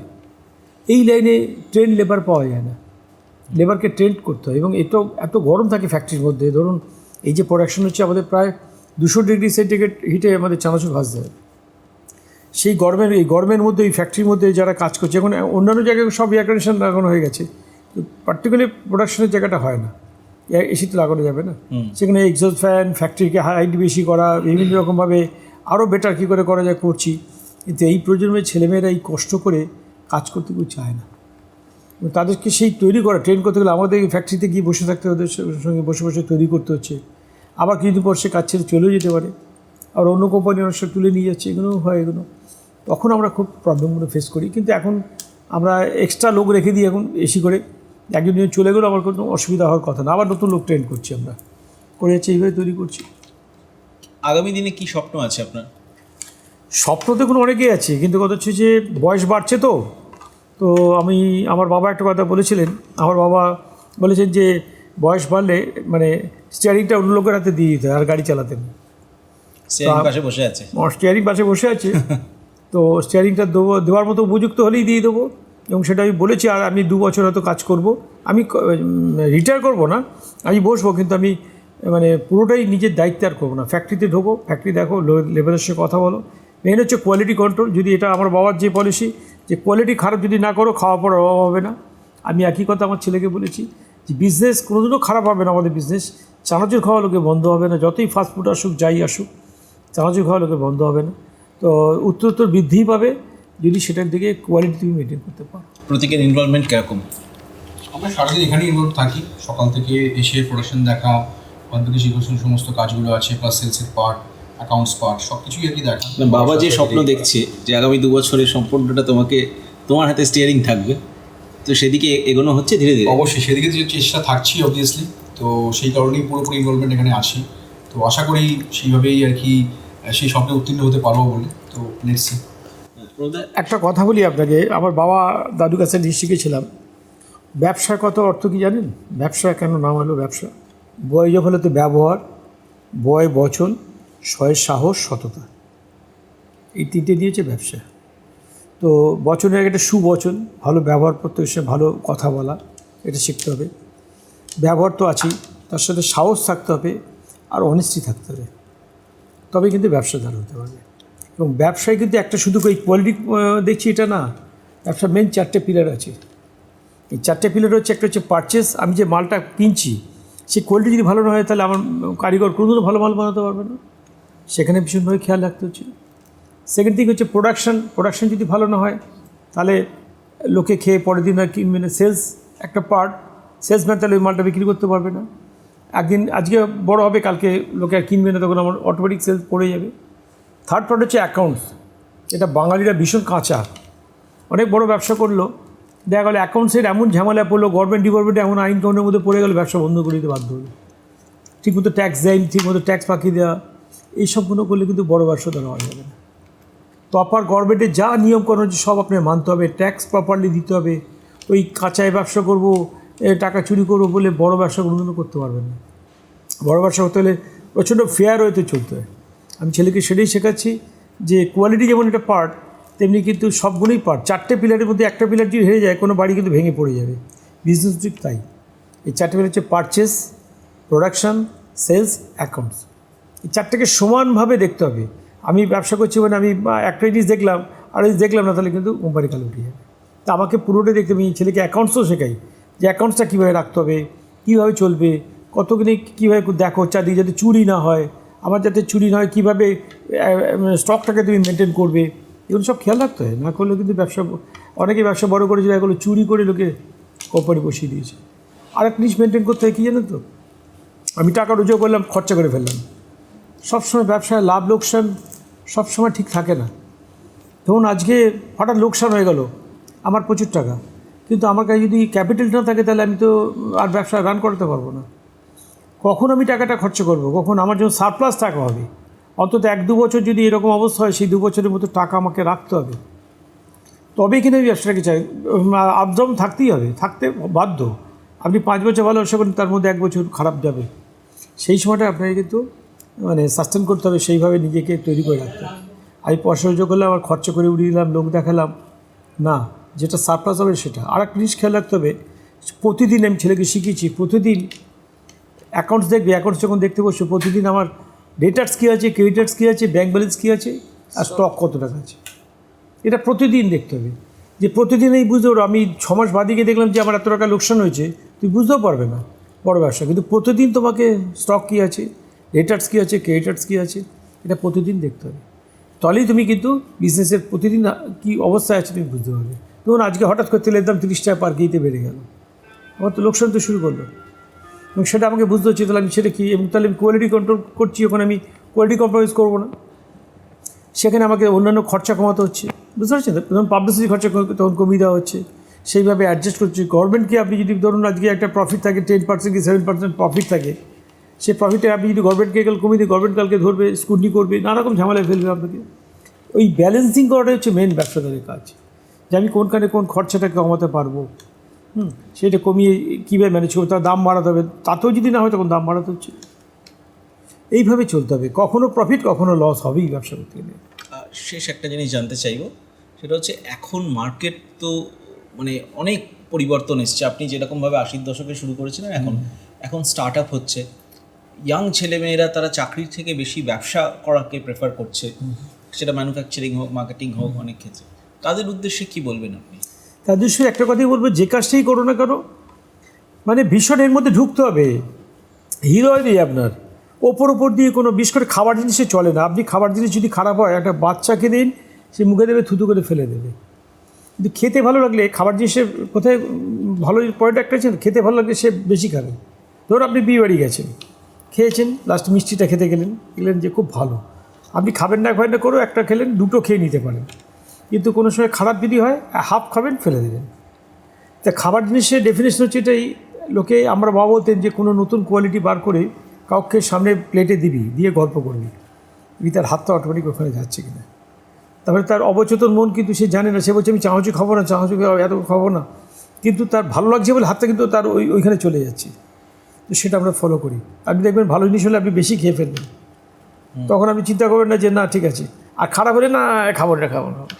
আমরা খুব পেট ভর্তি, একটা ভালো ফিশ ফ্রাই দিয়ে গেল, একটা খাবেন, কিন্তু আপনি যদি বলে করি ভাত অমুক কিছু খেতে, আপনি খাবেন না। তো এই চানাচুর ফাস্টফুড, কিন্তু ফাস্টফুড হলে একটা সুবিধা হচ্ছে কি, এটার মধ্যে কোনো, যত ফাস্টফুড আছে তার মধ্যে ধরুন ময়দা আছে, আপনার গ্লুটেন আছে, এবার আপনার কী হচ্ছে প্রিজারভেটিভ, কালার, এর মধ্যে কিচ্ছু নেই, কিন্তু আমি বানাচ্ছি বলে না। এবং সবচেয়ে বড় হচ্ছে বলতো, এটা ছোলার বেসন থেকে করা হয়, ছোলার পুষ্টি পাচ্ছেন, বাদামের পুষ্টি পাচ্ছেন, এখানে চানাচুর কোনো ক্ষতিকারক নেই, স্বাস্থ্যেরও কোনো ক্ষতিকারক নেই। আর একটা হচ্ছে তেলটা যদি প্রতিদিন চেঞ্জ করে দেওয়া হয়, চানাচুর খেলে শরীরে কোনো ক্ষতিকারক, আপনি বাচ্চাকে, আমার নাতি যখন 2 বছর বয়স তখন থেকে পাপড়ি খাচ্ছে, বসে চানাচুর খাচ্ছে, বুঝলেন তো, কোনো ক্ষতিকারক কিচ্ছু নেই এর মধ্যে। অনেক ধন্যবাদ আমাদের সাথে কথা বলার জন্য, এবং এই অঙ্গীকার তো আপনারও থাকবে, আমারও থাকবে, যে বাঙালি ব্যবসা করবে, আর যে লেগেসি, যে উচ্চতায় আপনারা নিয়ে গেছেন, অনেক শুভেচ্ছা, এবং আগামী দিনেও প্রতীকের হাত ধরে তো 100 বছর 200 বছর পর্যন্ত যাবে। Thank you. প্রণববাবুর সাথে কথা বলে জানতে পারলাম চানাচুরের মতো সামান্য একটা নোনতা খাবারকে কিভাবে বাঙালির ঐতিহ্যের সঙ্গে ওতপ্রোতভাবে জড়িয়ে ফেলা সম্ভব, কিভাবে এই চানাচুরের মতো সামান্য নোনতা খাবারকেই গ্লোবাল ব্র্যান্ড হিসেবে প্রতিষ্ঠিত করা যায়। আমাদের আশা প্রণববাবুর এই খ্যাতি ও সমৃদ্ধি দীর্ঘায়িত হোক, আমাদের শুভেচ্ছা রইল। আপনাদের যদি এই অনুষ্ঠান ভালো লাগে তাহলে চ্যানেলটা লাইক করবেন, কমেন্ট করে আপনাদের মতামত জানাবেন এবং সাবস্ক্রাইব করবেন।